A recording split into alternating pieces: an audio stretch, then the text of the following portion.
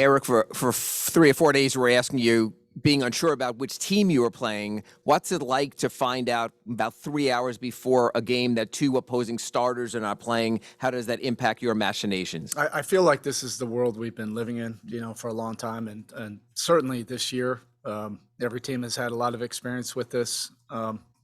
This has become kind of the normal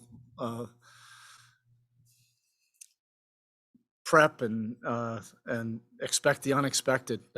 So we just have to focus on bringing our best version tonight. And it's the playoffs, so you're going to get just great competition.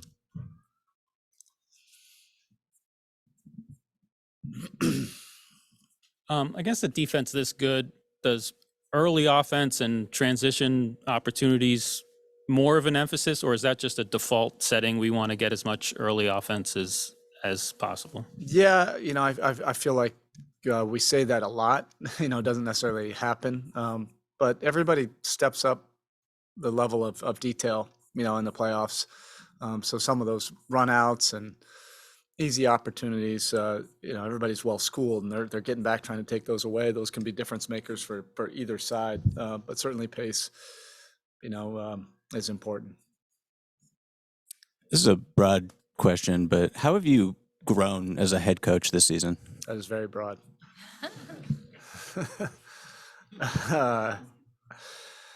Yeah, really the last 3 years of just managing all the different emotions, all the unpredictability, the things that you can't anticipate, and just continue to try to focus on the task at hand. I think that's really been a good exercise for everybody in this business, really to be in the present moment. And we've had some amazing nights, because of that, of these circumstances. People have been able to step up and play that maybe wouldn't have had an opportunity to play, before, and then gain confidence, and then there just becomes this incredible spirit, from that, and some really enjoyable memories, that we've had this season from a lot of adversity. And I think we've all grown from that.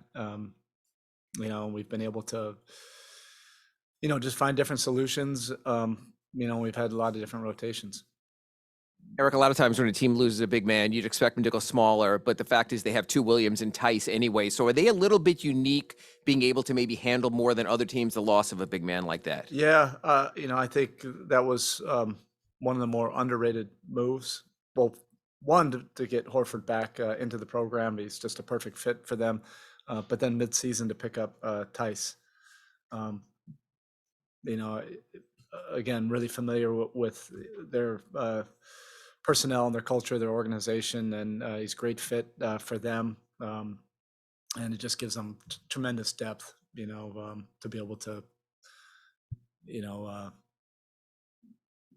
not necessarily replace Horford, but you have a legit guy that has experience that can play that role. When you're trying to understand how a team is going to manage a playoff series with players who have some sense of background, they've been in the league for a while, but when you're going up against a head coach that's never been in this position before, is there a bit of unknown to trying to anticipate how they're going to adjust? Yeah,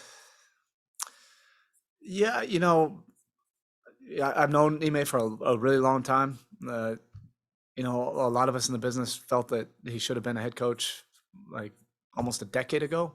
We think about those San Antonio battles that we had. He was on that bench.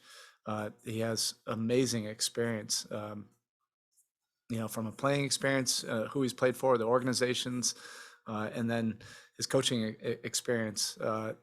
He's far from being a rookie coach. I think he's incredibly experienced. And then I really was able to spend some time with him this summer in USA Basketball. That just substantiated, and then some, all the thoughts that I had about him. I just think he's a really talented communicator, coach, well versed in X's and O's, managing personalities, all of that type of stuff. In terms of preparing, for them, we have a full season of work. We played them 3 times. We've been able to watch their playoff games. I don't think necessarily it would have been any different if he had 10 years of head coaching experience. You still have to deal with what you've just witnessed.